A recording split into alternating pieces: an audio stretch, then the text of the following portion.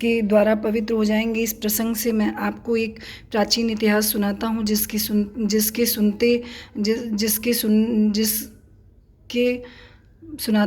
जिसके सुनने से सभी पापों का नाश हो जाता है। किरात नगर में एक ब्राह्मण रहता था जो बहुत ही दुराचारी और दरिद्री था। वह धर्म और विधु से विमुक्त और इतना गिरा हुआ था कि वह स्नान तक नहीं करता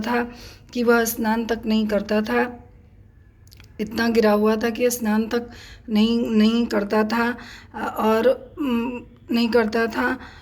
उसने अधर्म में से बहुत सा धन एकत्र कर लिया था। वह एक बार एक तालाब में नहाने के लिए गया। उसी समय वहाँ एक वैश्या आई थी जिसका नाम शोभावती था। उस वैश्या को देखकर उसकी ओर आकर्षित हुआ। वैश्या भी उसे देखकर परम प्रसन्न हुई। दोनों चिरकाल तक विहार करते रहे। ब्राह्मण के पिता माता पिता ने बार बार उसे समझाया, परंतु उसने अपने माता पिता की बातों पर ध्यान नहीं दिया। उस अधम ब्राह्मण ने एक दिन ईर्ष्यावश रात्रि ने अपने माता पिता व पत्नी का वध कर दिया और उनकी समस्त संपत्ति वैश्या को दे दी। देव योग से एक दिन वह प्रतिष्ठापुर में आया। उसने वहाँ एक शिव मंदिर देखा जिसमें अनेक साधु महात्मा एकत्र थे। वह ब्राह्मण अचानक वहाँ बीमार हो गया। बीमारी की अवस्था में उसने एक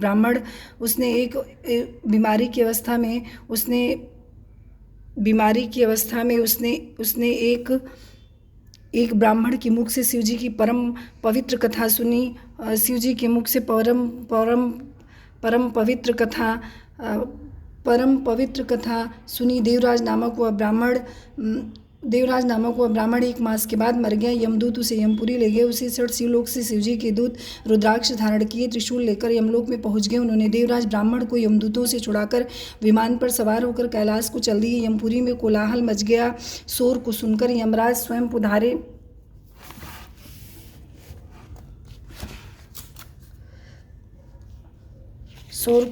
यमराज स्वयं पधारे और शिवजी के 4 दूतों को देखकर उनकी पूजा की। धर्मराज अपने ज्ञान चक्षु द्वारा सब कुछ जान गए थे। शिवजी के दूतों ने ब्राह्मण को ले जाकर दया के सागर शिवजी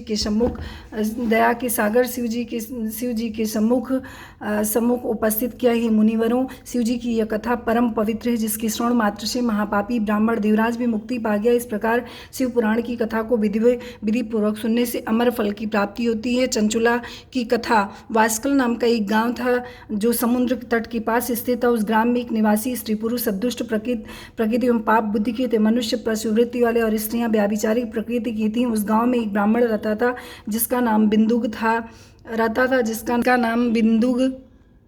बिंदुक था। उसने